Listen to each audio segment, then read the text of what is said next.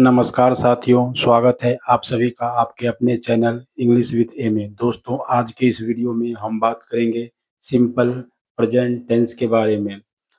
जैसा कि मैंने पिछले वीडियो में आपको बताया था कि सिंपल प्रेजेंट टेंस के नेगेटिव सेंटेंस को कैसे बनाते हैं और इसका पहचान क्या होता है। उसी प्रकार आज का जो क्लास है वो है इंटेरोगेटिव सेंटेंस को लेकर। तो दोस्तों, सिंपल प्रेजेंट टेंस के इंटेरोगेटिव का पहचान हम कैसे करते हैं? तो इसमें किसी भी व्यक्ति के द्वारा आपको पूछा जाएगा कि आप क्या करते हैं? आपका जो जवाब होगा यस या नो में होगा तो सेंटेंस कंप्लीट हो जाएगा। जैसे कि इसकी पहचान कैसे करेंगे? तो जिस सेंटेंस के लास्ट में क्रिया के साथ तार है, ते है, ती है लग के आएगा तो उसको हम सिंपल प्रेजेंट टेंस में कंसीडर करेंगे। तो इंटेरोगेटिव सेंटेंस का जो स्ट्रक्चर है वो जो कि इस प्रकार है, डू और डज ये हेल्पिंग वर्ब हो जाएगा, प्लस में सब्जेक्ट रहेगा और base form of the verb जो वर्ब का फर्स्ट फॉर्म होगा, जो मेन वर्ब होगा सेंटेंस में, उसके बाद हम सब्जेक्ट, उसके बाद ऑब्जेक्ट लगाएंगे, साथ में ऑब्जेक्ट कॉम्प्लीमेंट होगा। तो जनरली एग्जांपल के माध्यम से आप अच्छे से समझेंगे इसको। तो डू और डज, यहाँ पे सब्जेक्ट कुछ भी हो सकता है, किसी का नाम हो सकता है, आई, वी, यू, दे, कोई भी सब्जेक्ट यहाँ पर आ सकता है। तो वर्ब का फर्स्ट फॉर्म का के साथ में ऑब्जेक्ट और सब्जेक्ट के बारे में जो एक्स्ट्रा इन्फॉर्मेशन देगा तो वो सब्जेक्ट कॉम्प्लीमेंट हो जाएगा। तो उसको भी हम इस वीडियो में देखेंगे। तो जो डू है, डू के do is used with the subject. Subject कौन कौन सा होगा? आई होगा, जिसके साथ डू आएगा, फिर यू आएगा, वी, दे, इन सभी के साथ हम डू का यूज करेंगे। इस बात को आप याद रखिए कि आई, यू, वी और दे, ये सब के साथ क्या आ जाएगा? डू। ये एंड प्लूरल नाउन, एक से अधिक व्यक्ति हो सकता है, चीजें हो सकती है, किसी का नाम हो सकता है, तो उसके साथ भी हम डू का यूज करेंगे। साथ ही साथ हम देखेंगे कि डज, डज का यूज कैसे करते हैं? तो डज का यूज जो है, used with the subject he, she, it and singular noun. ठीक है, सिंगुलर नाउन मतलब एक वचन, किसी एक व्यक्ति का नाम हो सकता है, राम, रहीम, गोविंद, गोपाल, जितने भी हो उन सभी के साथ की डज का यूज करेंगे। सबसे पहले जो स्ट्रक्चर होता है वो है डू होगा या does according to subject. Subject के हिसाब से या डू भी आ सकता है, डज भी आ सकता है। डू डज में से कोई भी आ जाएगा। जब सब्जेक्ट चेंज होगा उस हिसाब से या हेल्पिंग वर्ब भी चेंज होगा। उसके बाद आएगा मेन वर्ब जो कि वर्ब की फर्स्ट फॉर्म होगी, देन ऑब्जेक्ट या ऑब्जेक्ट कॉम्प्लीमेंट। ये कॉम्प्लीमेंट क्या होता है? तो सब्जेक्ट के बारे में ही एक्स्ट्रा इन्फॉर्मेशन देता है, उसको ही हम सब्जेक्ट कॉम्प्लीमेंट बोलते हैं। ठीक है, तो मैंने बताया था पिछले वीडियो में भी कि तातेती क्रिया के साथ लग के आएगा तो हम उसको सिंपल प्रेजेंट मानते हैं। जैसे कि क्या आप चाय पीते हो? तो सेंटेंस क्या बनेगा? आप यहाँ पे क्या है? तो यू, तो यू के साथ हम क्या लगाएंगे? जैसे कि यू, वी, दे और आई, इन सभी के साथ में दोस्तों हम लगाते हैं डू।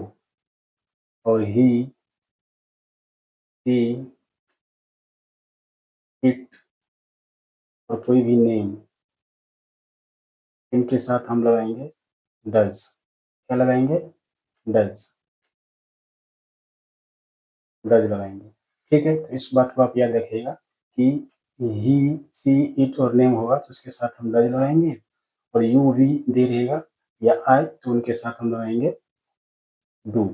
ठीक है, अब देखिए एग्जाम्पल के माध्यम से समझते हैं। यहाँ पे क्या है?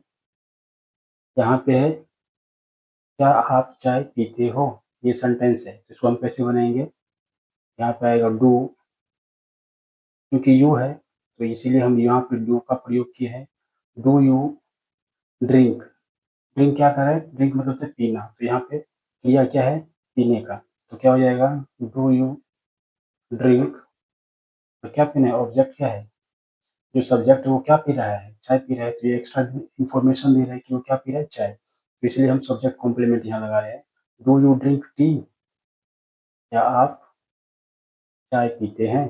और क्वेश्चन मार्क। तो ये हो जाएगा इंटेरोगेटिव सेंटेंस। इंटेरोगेटिव सेंटेंस वो जिसमें हम कुछ पूछते हैं और सामने से उत्तर आता है यस या नो में। तो ये अंडरस्टूड है कि हम समझ जाते हैं कि उसने चाय पिया या नहीं पिया। क्या हम इंग्लिश बोलते हैं तो क्या हो जाएगा डू, यहाँ पे क्या है वी, तो यह हो जाएगा वी स्पीक, बोलते, बोलने को क्या बोलते हैं स्पीक, तो डू वी स्पीक इंग्लिश, क्या, और क्वेश्चन मार्क, क्या हम इंग्लिश बोलते हैं, डू वी स्पीक इंग्लिश, ऐसे सेंटेंस बनाएंगे। ठीक है, नेक्स्ट सेंटेंस देखिए दोस्तों, क्या वे फुटबॉल खेलते हैं, तो क्या हो जाएगा डू दे, खेलना, खेलना एक क्रिया है, इसके साथ पाती लग के आया है, तो do we they, do they play, do they play cricket. ठीक है, क्योंकि क्रिया के साथ ही हम क्रिया को पहले मेन वर्ब मानते हैं, तो सब्जेक्ट के अकॉर्डिंग ही मेन वर्ब लगता है, और मेन वर्ब से पहले हम सब्जेक्ट लगाएंगे, सब्जेक्ट से पहले हम हेल्पिंग वर्ब लगाएंगे। तो यहाँ पे दे के अकॉर्डिंग डू ही यूज किया गया है, और यहाँ पे खेलना क्या है, एक काम है, क्रिया है, तो यहाँ पे प्ले यूज हुआ है। ठीक है, क्या यहाँ बारिश होती है, तो क्या हो जाएगा यहाँ पे does, does it rain here, क्या यहाँ पे बारिश होती है, तो इट के अकॉर्डिंग हमने यहाँ पे डज लगाया है। क्या राम मेहनत करता है, तो क्या होगा डज, किसी भी नाम के साथ हम डज का यूज करते हैं, डज राम